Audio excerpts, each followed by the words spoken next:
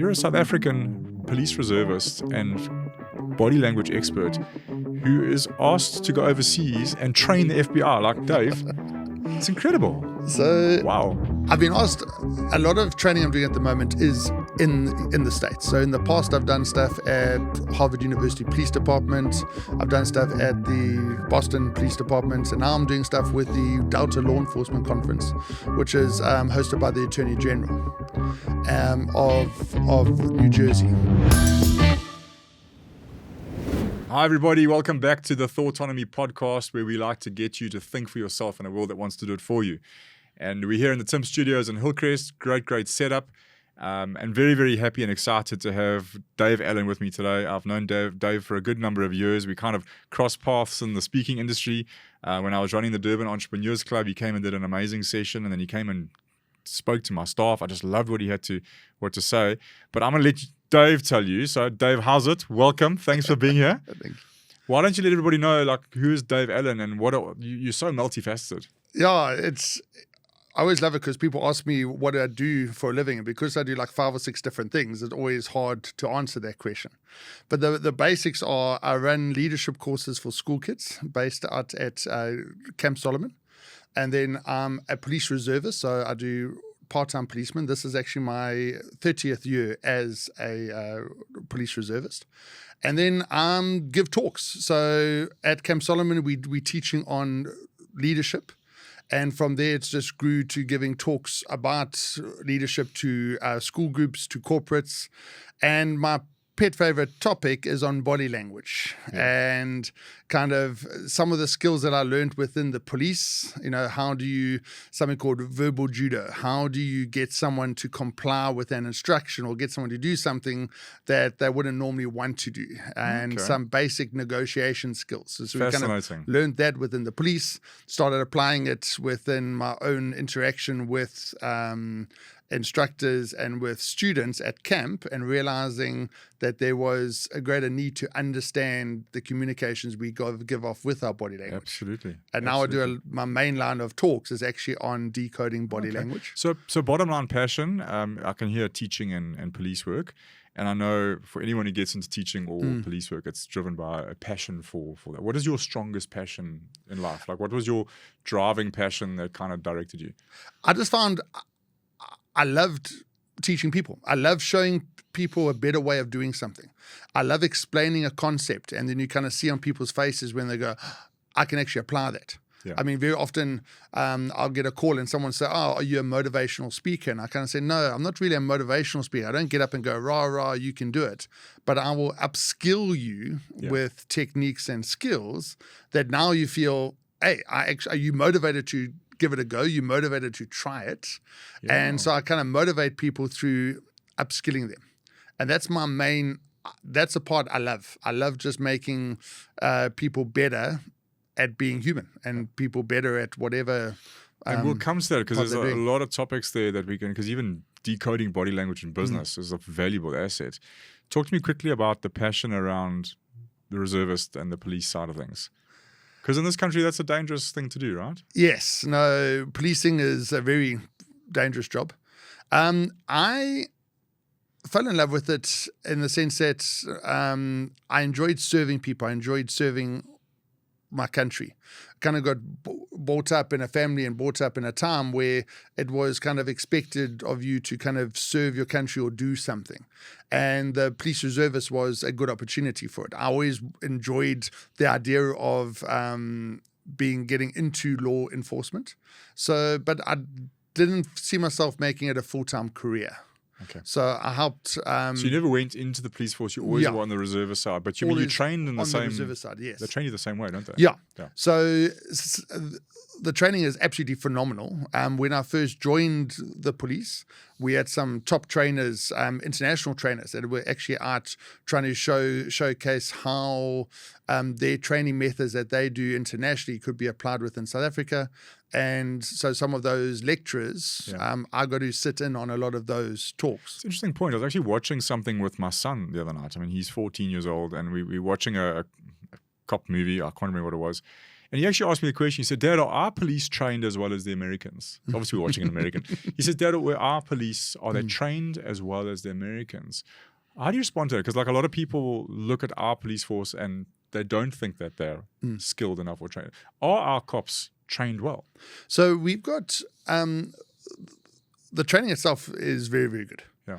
The thing within South Africa, as all within law enforcement in South Africa, is all aspects of South African life, is that we've often got the best right next door to the worst. Okay. We'll have the worst school right next door to a top international school. We'll have a horrible clinic or hospital, but just down the road we've got a world-class clinic and hospital. Yeah. And the same thing happens, on the policing side. We've got some of the top detectives, some of the top what people would refer to as SWAT teams, specialized units, what we would refer to as.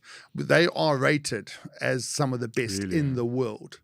But then, then we still got the guys that aren't as active. And so you kind of got this, you torn between the two. So we do have, some of our top unit guys are actually training other units internationally. Well, I work with guys in my office who are all part of the dog units and the police force. And the stories they tell, I can sit and listen to them for hours. This is back in the 70s and the 80s, right? And just the stories that they tell is like incredible. Absolutely incredible. But you learn some very specific skills. I sound like Liam Neeson from Taken there. I have a very specific set of skills, and I will find you. So you've learned some skills from being in the police force, which you're now using in your talks. And the big one is decoding body language. Yeah. What do they train you on in the police force? Like, what are some of the basic fundamentals of understanding body language? Some of the basics there. One of my first trainer on this was a colonel by the name of Don Gold. And I distinctly remember him saying that the moment you arrive anywhere, people are going to judge you in the first 30 seconds. Yeah. And that's it. You got 30 seconds to make a good impression. Yeah. After that, like within that first 30 seconds, they'll place you in a certain category. Like, do they like you? Do they not like you? And you got 30 seconds. Yeah. If your research actually shows that if you make a bad first 30 seconds impression, you actually have to spend up to 2 hours uninterrupted with that person to get them to change their opinion about you. And when you look at it from that perspective, you realize how important that first 30 seconds is. Well, put that into business. Yes. Yeah. So, from a business side, if I make a bad first 30 seconds impression, I might lose a deal and lose a bit of money. From a policing side, someone could get killed. Someone could lose their life. The pressures are a lot different. And so when you start explaining how that first 30 seconds comes in, because when we meet someone for the first time, they go into one of 5 categories. Your first category is your trust category, your friendship category. That you meet someone and you feel comfortable with them, you enjoy them. It's like a safe space. Yeah. Your second one is your predator. You meet someone like, hey, I just do not trust this person. If I was dying in the desert, I wouldn't buy water from this person. Your third one is what I like to call your cute category. It's someone that you'd find cute, someone you'd be sexually attracted to. So attracted to more than just friends. That is why you can have your best friend in the world. You've known them since you were, and they start dating someone else. And you're like, what do you see in this person? I don't understand. Like, you this type of personality, but you're dating. And that is because you were aligned on your friendship categories. But on your cute categories, you weren't aligned. Your fourth category, now this is our default category. It's our biggest category. Majority of people we meet go into this category. It's indifferent. We actually don't really care. I don't know, okay. Not that we're rude, but if I had to ask you to describe the person that served you at Spa yesterday, or the guy that filled petrol, not that you were very polite, because you're, hey, how are you doing? And keep the change, and you were very polite. But you honestly wouldn't be, if I brought a police sketch artist in, you wouldn't be able to record that. It's a no impact space, isn't yes. it? I often say, even in relationships, love or hate is sometimes, both of them are better than indifference. Because at least with hate and love, you care. Yes. Indifference, I don't care what happens. Yes. It's like, if I never see you again, it doesn't matter. Yeah. So that fourth category is our default category. Majority of people we meet go into indifferent category. The fifth one is idiot. Really? It's when you meet someone and like the cap's on sideways and they're slouching and you come over to shake their hand and you get half a fist pump and you just like, because you can't look at this person and say, well, Yeah. Well, you're not in that trust category. Yeah. You're not an enemy. I'm not scared of you. I'm not dating you, so you're not cute. But you aren't indifferent because I will remember you. But Yeah. I'm going to remember you For all the wrong reasons. for all the wrong reasons. It's like, get out of my space. Yeah, and as a policeman arriving at a scene, I've got to get into someone's trust category or even their acute category if I'm going to have any chance of overcoming that volatile situation that's in. Yeah. As a salesman, or if you're negotiating something, you've got, again, you meet someone, you're only going to clinch that sale if you can get into that trust category. People do business with people, and they've got to like you and trust you. So what are your kind of top tips, like arriving on the scene, whether it's business, whether it's a first appointment, a first date, or a policeman? What are some of the tips for those first 30 seconds? People love respect. If I had to ask you how you want to be treated, everyone will pretty much say, I want to be treated with respect. Yeah. The problem is that is defined so differently by different people. Now, respect is this, respect is that. But if you ask majority of people, what is respect? Two answers always come up. One is greeting, and one is manners. If someone greets me correctly or someone shows me manners, they see that as, oh, wow, I'm being respected here. Yeah. So one of the big things I do is trying to teach people, how do you have a good handshake? How do you stand up, take your head off, lift your wearing sunglasses, lift your sunglasses up so you can make eye contact. Yeah. Give a relatively firm handshake. Smile. Some of these basics we've actually forgot. I mean, I was recently last year, beginning of last year, I did a session in England. And when the teachers came up to me afterwards and said, you know what, in all the time I've been teaching, I just realized we've never taught our kids how to say hello, how to greet. We kind of take it for granted. We assume everyone gets all this. The old school Yes. manners and how you were raised and old school discipline, Yes. which kind of has relaxed over. So we assume everyone knows. What do you mean I'm teaching people how to greet? I know how to greet, but do we know how to greet? Yeah. And then you're coming out of a COVID time where for 2 years, students were told not to greet. Like you weren't allowed to greet, you couldn't shake hands, you couldn't actually interact. So a lot of people now trying to transition that as to now actually greeting, and they don't have the skill set. And on top of that, because when she said that to me, like, wow, and I realized I'm actually teaching people how to greet and the importance of it. I found a mate of mine in South Africa that runs a whole sales team. And I said to him, Gary, have you ever taught your guys how to greet? I was just curious. And he kind of said, he started answering like, David, you're an idiot. Why would I? And as he was giving me a hard time, he kind of stopped and paused and went, so that's why they don't do it. Like he was getting frustrated, realized he's never taught his own sales team how to actually say hello, stand up when you greet someone for the first time, shake that hand, make eye contact. But Dave, even something as simple, and I'm using inverted commas, something as simple as the way you dress. Yes. You have to teach people in adult stages that if you're coming into a business environment, like the way you show up is so important. Yeah. It's not just your posture and your manners and your respect. It's also what you're wearing, So there's a section in my book on how do you gain that authority in the room. And one of the points is actually dress one level higher than what the situation commands. Yeah. So when I come into a school to give a talk, for example, the dress code would pretty much be jeans, smart tackies, and a golf shirt. That would kind of be the dress code for me talking at because you school can't kids. go suit and tie, you lose relevance to the kids. Yes. Yeah. So in order for me to have authority in the room, I got to dress one level higher. Yeah. So I would wear smarter shoes. So without the tackies, the smarter formal shoes, jeans are still fine, but then a button-up shirt. Yeah. Because exactly what he said, if I arrived in a suit and tie, they'd be like, it's a shame. Dave's trying so hard. He's trying to impress us. But if I had to arrive in shorts and slops and a T-shirt, they'd be like, well, if Dave's not taking this seriously, why should I take him seriously? So interestingly, I had a speaker coach when I got into speaking. And the one thing he always said to me is you always want to ask a few questions. And the one question you ask before of the client is, what is the dress code? And he said exactly the same thing to me. He said, you always dress one notch above what the audience. So if the audience is smart casual, you wear jeans with a jacket. Yeah. If they're wearing business casual, you might wear a suit jacket. So you always want to be just that one notch, just a little bit above the dress code. Because otherwise also people don't take you seriously. Yeah. So when you arrive on a scene, like people are arriving at business appointments, and what are the things to look for in the other person? So now you've kind of spoken a little bit about us. When we arrive, we've got to be respectful, well-mannered, warm greeting, nice, just impose your personality. What are some of the things you notice in other people? Exactly the same thing. Are they showing respect and courtesy to me? Okay. Do they stand up? Do they extend a hand? Do they look me in the eyes? I mean, if someone's going to take the time to show me respect, that kind of means that they're not a selfish person. Yeah. They're kind of putting me first.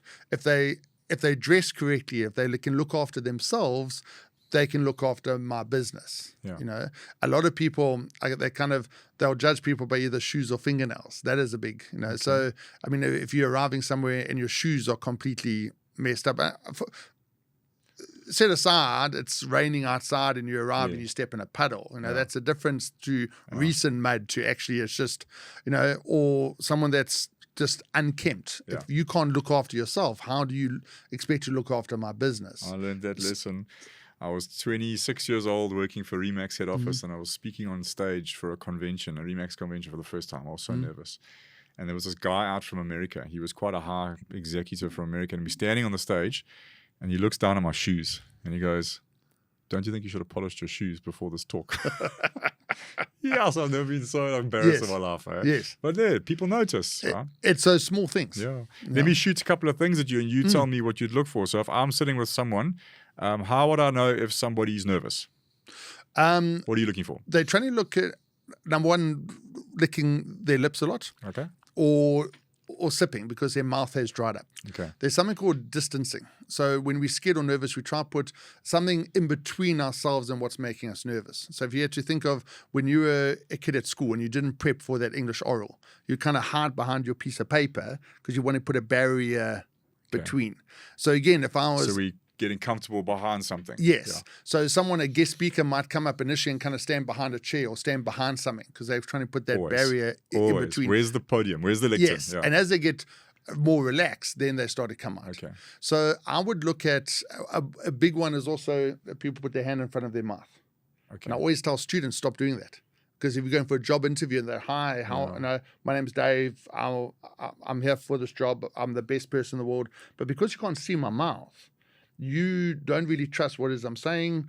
And again, I'm comfortable talking like this, but chances are you're actually a little bit nervous, and that's why you're doing this. So your whole self-confidence isn't coming through. Okay. Other aspect, we take up more space. So in other words, if I had to ask you to show me the posture of someone scared and intimidated, so if you were coming for a job interview and you were sitting outside on the other side of the door waiting for your turn to be interviewed, you naturally find yourself scared and nervous, so you're kind of a bit smaller. Yeah. But if I had to ask you to show me the posture of someone loud and in charge, you sit up straight. And the moment you sit up straight and take up more space, you actually feel a lot more confident. Okay. It comes through. So again, if I'm talking to someone, I'm going to see how much space do they take up. Are they being confident? I'm not talking about taking up space by like man spreading. Yeah. I'm literally talking about sitting up straight, So taking up that's your nervousness. shoulders. Yes. What about if somebody's not telling you the truth or lying to you? I remember you told us this in one of our meetings. It was fascinating. So what are you looking for? What we're looking for when someone might be lying is actually very similar to when someone's nervous. So if I just say, "Where were you on Friday night?" And "No, I was at home the whole night." But now you're licking your lips, or now you're putting an object, the mouth dry. I'm starting to pick up, hey, why is this person uncomfortable answering this Friday night question? Yeah. It should be a normal question why they're uncomfortable with it. So those are some of the points there. The big one that I find is when people repeat the question back. Because they're buying time. They're trying to buy time. Yes. Oh, Friday night. Oh, you want to know where I was on Friday night? Now I'm thinking my answer. Because I'm trying to think of the answer to try and prep it through. And that to me is one of those telltale signs that I need to ask more questions about Friday, because why didn't you just answer it straight away? It's that deflection that they start coming up with. And the arm movements, I know when I did my NLP training, they were speaking about arm movements and reciting memory and then making up stories. Anything in that for you? Yeah, so one thing that happens when you get nervous, your blink rate increases. Okay. So you start to get someone that's now starts to blink a lot more than normal. And that would be very evident. Yes. Yeah. So straight away you're watching someone in the eyes. Now again, if I had to ask you to honestly think of your house at home, try to think of, the colors of the walls down the passageway or who's on you actually notice, if you try to recall the memory, your eyes will generally go up to the left because you're trying to recall, you're like, oh, what is it there? So again, the moment I find someone I'm answering a question like, where were you on Friday? I was at home. What are we doing? I was watching TV. Oh, what is on TV on Friday? Now I'm going to see how does the person go, and they're trying to recall it. Or does a blink rake start to come up? Do they start to, rub their hands, put a bit of distancing? I love it because I'll chat to someone during an interview and we'd be leaning forward, talking about life, talking about things, because you always establish a bit of a baseline with someone, like where you're from, those neutral questions that haven't put anyone on the spot. You want to get what they call a baseline. Yeah. So you're leaning forward, you're having the chat about the rugby and the weather and all the rest. And then you say, so Friday night, where were you? And the person kind of, Friday night, you want to know where I was? And they almost distance themselves. Yeah. They kind of move back on that question. I saw something the other day that said, if you want someone to tell you the truth, make them laugh before you ask the question. Okay, that's Get them happy and then go into the question and watch the reaction. So let's do a nice one. So what are the telltale signs for all the guys and girls out there if someone likes you, was happy, was warming to you in a business meeting, they like you? Yes.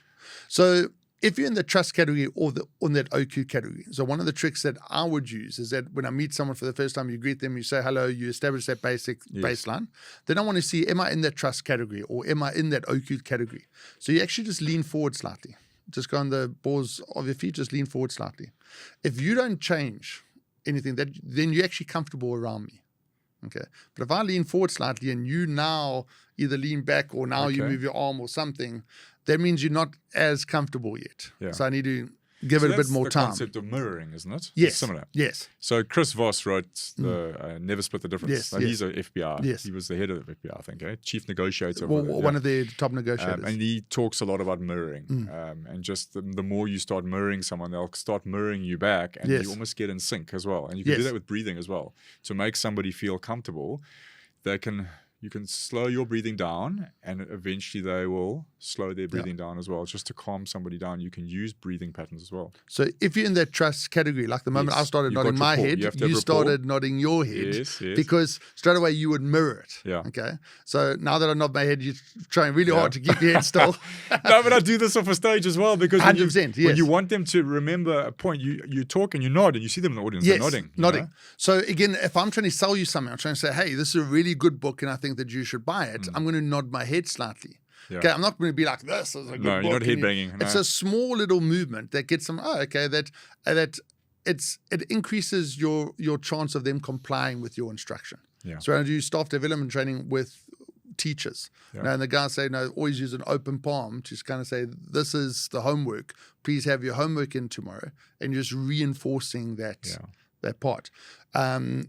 If I don't want you to make a noise, I'm going to say, guys, keep it down. Don't make a noise. I'm moving my head at the same time to reinforce what they shouldn't be doing. Amazing. Yeah. I want to skip because we mentioned America and FBI and Chris Voss, and that really is.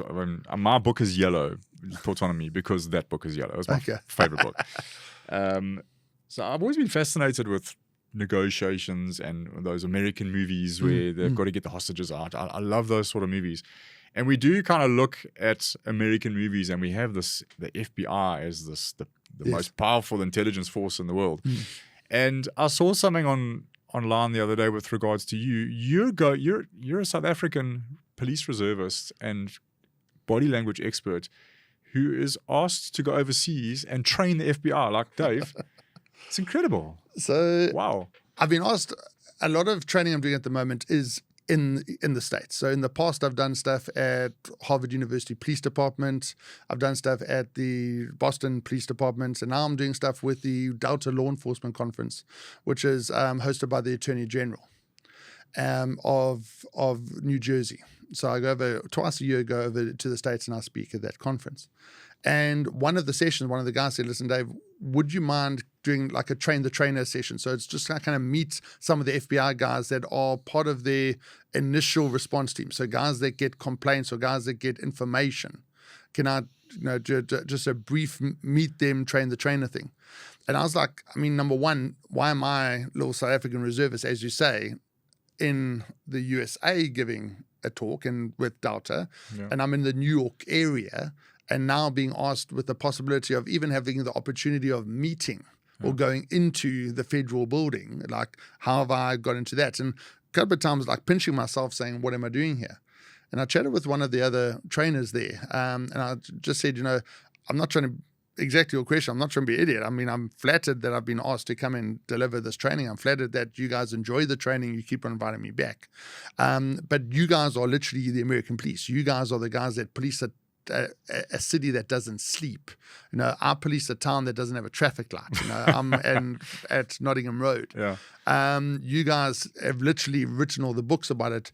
I love the fact that I'm being asked to do some of these talks. But were you questioning why they asked you? Yes, why me? That whole idea of that imposter syndrome. Yeah. Like I know I know that I had a decent training set and I had a decent knowledge set, but now, like you say, these guys are on that other level. Isn't it amazing how as human beings we go to that place? Yes. And I was talking about it in the book as well. It's like, it's actually such a credit to you that you're asked to go there. Yet you as the human being go, why me? Why am I so special? There is that natural.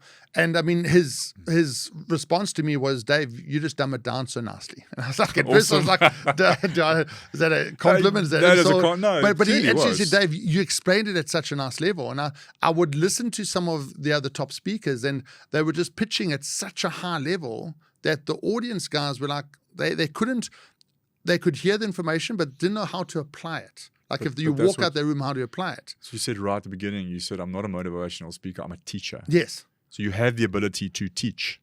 And that's exactly it. So I would start explaining stuff on a simple level with the basics to an intermediate. So people, when they ask me, where's my skill set at? I'm always saying basics to intermediate. I'm not the top body language expert. I just explain this area well that people can then apply it straight away. And you get good feedback from them every time you talk, you must be, because they're asking you back. I get some phenomenal feedback most of the times because the guys actually write out feedback reports. Yeah. And they always say, we loved how it was practical. It was daily stuff that I can apply straight away. I know how to put this into action. Yeah.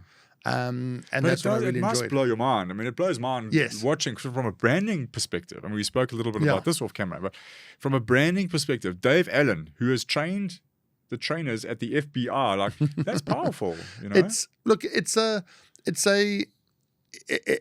is a massive honor.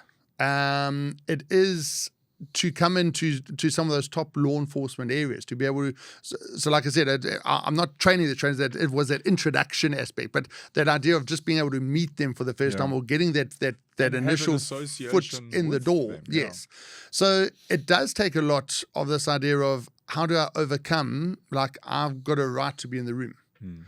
And it does come back to when you think about it, say, and I've often question it to some of my own friends, like, am I missing something here? Why am I here by accident? And they kind of say, Dave, you've got 30 years in the experience. You've worked at stations in Durban with high crime rates. We've been there on the front lines. We've put into action more times than what some of the guys in theory have actually placed. Yeah. We have, and we kind of practice it on a regular basis. A lot of the guys read books about it, but we actually have to learn from our mistakes very often. And also you're constantly teaching. I mean, all your leadership camps that you do. And I remember you said to me once, you also had to make that shift from talking to kids to talking to corporate. Yeah. And how you balance that. But in teaching, you will learn. It's a great, another one of those great sayings that I love. In teaching, you will learn. And you've taught so much over the years. And so that means you're constantly learning because you have to keep up with it. You've written 2 books now, am I right? Yes. So the first one was on leadership. Now this one is Decoding Body Language, which is launching tonight. So congratulations. Thank you very much. I hope it goes really, really well. I'm sure it will. Tell us a little bit about the book. It's pretty much that. We're looking at how to make a good first 30 seconds impression, how to get someone into that trust category. Yeah. We're looking at deception, how to tell if someone's lying. We're looking at also just some basic interaction skills on body language, like if someone's holding their head slightly to the side, they're a bit confused. When you've explained something, the head goes slightly to the side, that means they didn't fully understand what it is you were saying. So there's some practical things on interpreting someone else's body language, also how you can change your body language in order to get into that trust category to help cinch the deal. There are some leadership pointers in there, like the law of the second person, which is a nice one of how it sometimes very often takes 2 people to sink the deal. Okay. It's like, so you go into spa, you complain about something, so I need to return this toaster, for example. And you naturally going to, as the man or as the supervisor, say, well, do you have the slip? And no, I don't have the slip, and I can't return it. And then I get in this huge argument as a customer with you. And when I'm going nowhere, at some point I'm going to stop and say, can I see your manager, please? Then the manager comes down, and I as a customer, was actually quite rude to you as a seller that told me all this stuff. But now the manager comes in, and I actually change. All of a sudden, I'm like, excuse me, sir, excuse me, ma'am, do you mind? I know I don't have my right slip. And but the manager kind of says, listen, sorry, that's our store policy. But because it came from someone of perceived authority, and they literally repeated exactly what you had said, I'm more inclined to actually believe it. It's someone else, it's that second person that's actually agreed with the point that now I started thinking, well, maybe I was in the wrong. That he's not lying. Yeah. Exactly that. So it's like my wife, for example, will say, Dave, you look good in blue. You should wear more blue shirts. And I'm like, yeah, whatever. No. And then a mate of mine will say, you actually should wear more blue. And then I start, no, Bob says I must wear blue. And my wife's like, I've been telling you that all the time. Then you get a clap from your wife. Yeah, exactly that. Because I didn't take on, I listened to the advice and needed that second person to validate it almost. Yeah. So I just go into a bit of that law of the second person. Fantastic, man. And where can people get the book? At this stage, you're looking at Take a Lot. They can contact me directly, david@davidallen.africa. Okay. Email me there, and I'm just so when they're on Take a Lot, they're just searching for Decoding Body Language, Dave Allen. And David Allen. On Amazon. And on Amazon. Yeah. Okay. So fantastic, man. I wish you all the best because I read your first book. I loved it. I'm going to get a copy of this one as well. I love this topic. I just think even for parents, like trying to our kids are very clever at keeping stuff from us. Maybe you can finish off with that. Like you spend so much time with kids, right, in leadership camps. And my daughter came on one of your leadership camps. You put them through tough times, but it's all to grow and to learn. So for the parents listening out there, what are some of the tips that parents can take from Dave Allen from what you see of the kids, either at those leadership camps or just in all the work that you do with kids? So there is a chapter on working with kids, on body language. And one of the takeaways there is when someone's asking too many questions, they're trying to delay the start of something. Like if I'm about to take someone abseiling and all of a sudden they say, when last was the rope checked, and can the rope hold me, and they're kind of asking all these questions because they're trying to delay the start. And we as parents get irritated sometimes because we're like, I've answered this and I've answered this, and what are you, and we actually miss the fact that it's not about the questioning. They're more nervous about the activity that's about to happen. Yeah. So, for example, my daughter recently coming back to school was trying to fit her apple into the lunchbox. And was like, the lid didn't fit and it didn't go in. She was getting so frustrated. And the gut response would have been, well, just cut the apple in half. But it wasn't about the apple. It was about when I could recognize that she was getting so frustrated with this apple and lunchboxing. And I could come across, give her a hug and say, hey, what is going on? What is happening? Then straight away, she was nervous about will the friend dynamics still be the same back after the holidays? Don't know, friend dynamic, and she was nervous about that going back to school. It had nothing to do with the apple. But I, as a parent, could have been shouting about an apple and just not quite connecting. It was just understanding that there was more to it. Yeah, and it comes back to always asking questions. So parents are leaders, salespeople are leaders. You're leading somebody through a transaction.